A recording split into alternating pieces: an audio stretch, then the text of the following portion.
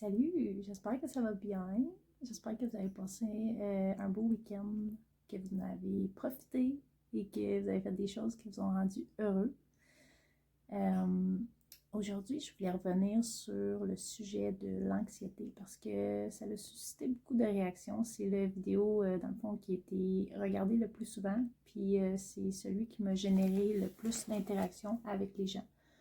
Fait que je voulais revenir là-dessus parce qu'on m'a demandé à quelques reprises si j'avais des trucs ou quoi que ce soit pour aider, vu que dans le fond, j'ai mentionné que je ne prenais plus aucun médicament pour gérer mon anxiété. Donc c'est ça, je voulais revenir là-dessus, puis je voulais vous expliquer quelques petites choses à ce sujet. Donc, moi, la première chose qui m'a aidée, c'est de reconnaître que je faisais de l'anxiété.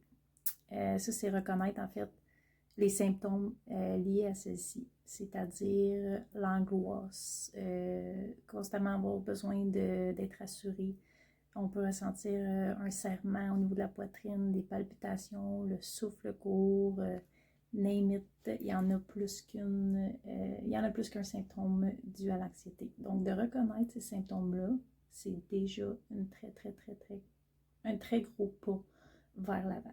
D'en prendre conscience, c'est vraiment un très gros pas parce que si tu n'en prends pas conscience, au début, tu te demandes un petit peu qu'est-ce que tu es en train de vivre parce que justement, tu as l'impression que tu vas mourir. Fait qu'en ayant l'impression que tu vas mourir, ben automatiquement, tu commences à avoir peur. Fait que là, tu mélanges la peur avec l'émotion de l'anxiété. C'est vraiment pas un bon mix. Les deux ensemble, ça génère beaucoup de stress. Même que tu peux te mettre un peu à paranoïer, on pourrait dire. Là. On va se le dire, l'anxiété est très déplaisante à ressentir. Moi, ce que j'ai remarqué, c'est qu'elle est souvent liée à une perception qu'on va avoir d'un événement ou d'une situation au moment présent ou futur. Exemple, moi, ça m'est arrivé souvent là, dans des magasins à grande surface là, que j'ai eu des malaises. Là, comme on dirait que l'éclairage, puis le fait que c'était haut puis que c'était grand, bien, ça me générait de l'anxiété. Mais au début, en ressentant cette anxiété-là, bien, ça me faisait peur parce que là, j'étais dans un endroit public puis je me sentais pas bien. Fait que là, j'avais peur de tomber sur la connaissance, j'avais peur, tu sais, du jugement des gens. Fait que je me mettais encore plus à paniquer. Mais avec le temps, j'ai appris, tu sais, à me dire que j'allais pas tomber sa connaissance, que d'accepter mon anxiété, d'accepter cette anxiété-là à ce moment-là.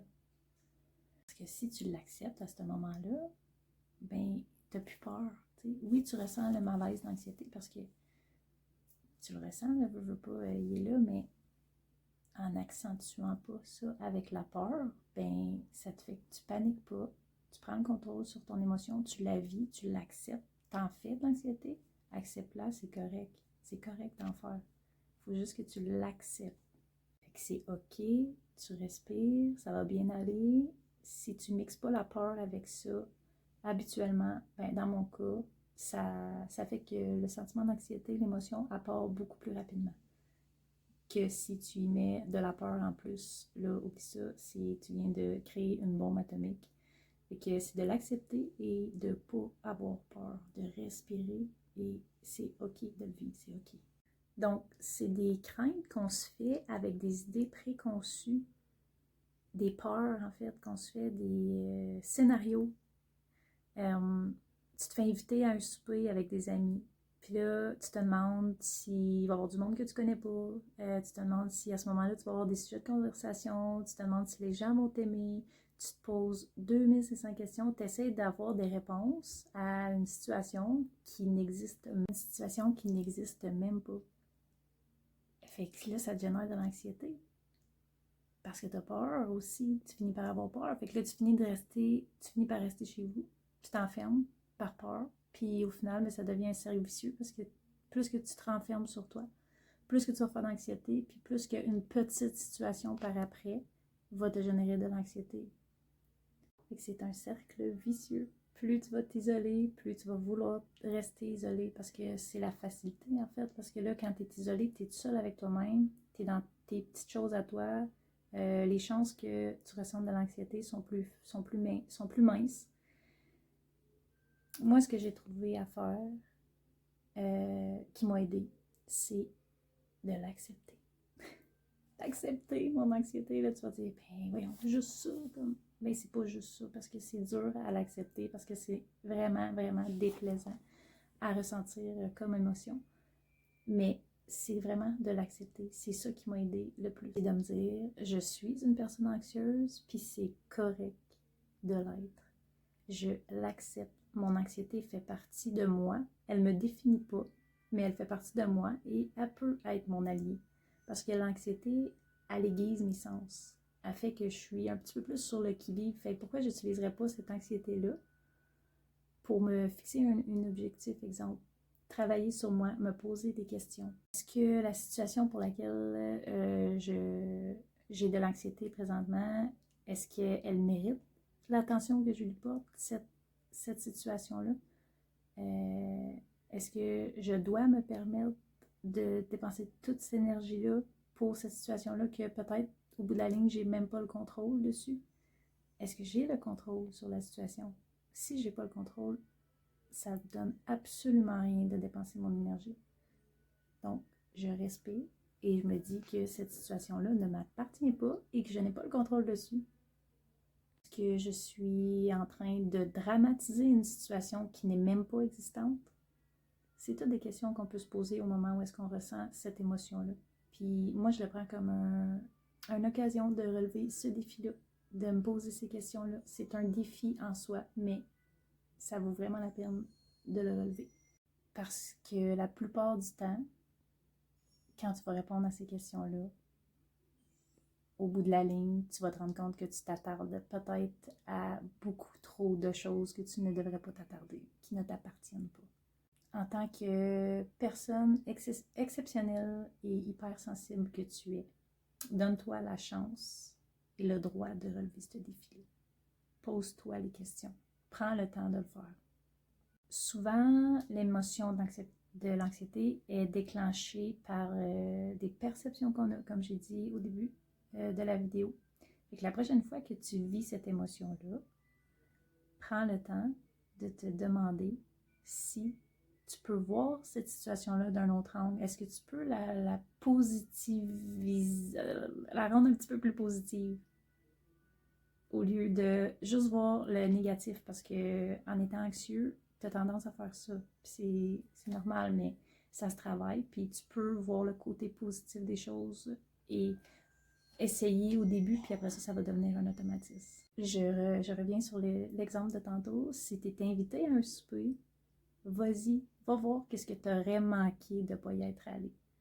Puis dans la majorité des cas, peu importe les peurs que tu peux te faire, tu vas avoir été content.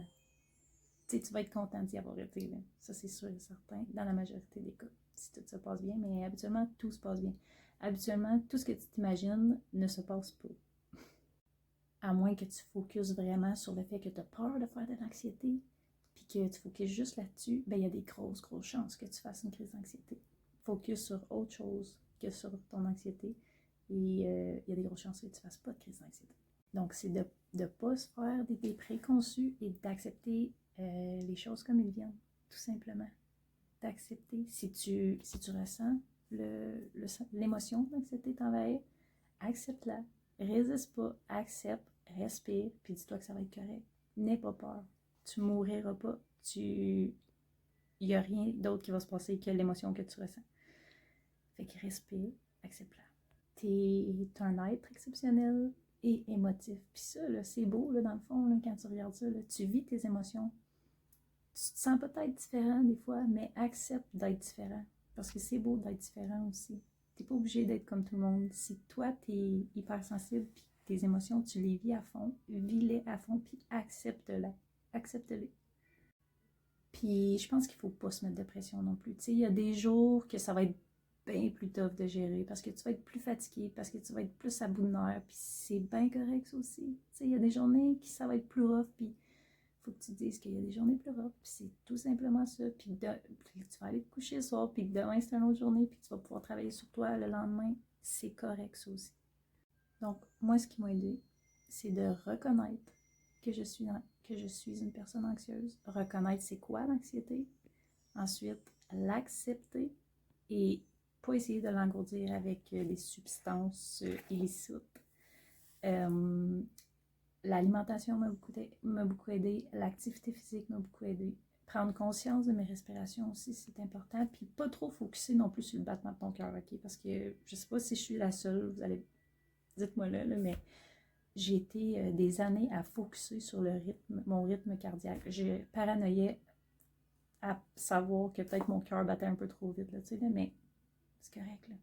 C'est pas grave. S'il bat un petit peu plus vite de temps en temps, c'est correct. Puis la méditation, là, ça aussi, ça m'aide beaucoup. Ouais.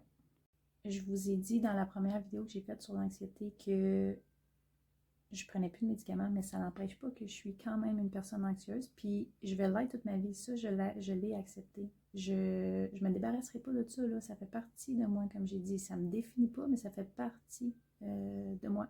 Pas parce que je prends plus de médicaments que ça fait que je ne fais plus d'anxiété. C'est juste que maintenant, j'ai pris conscience de cette anxiété-là. Je sais maintenant ce qui me fait du bien.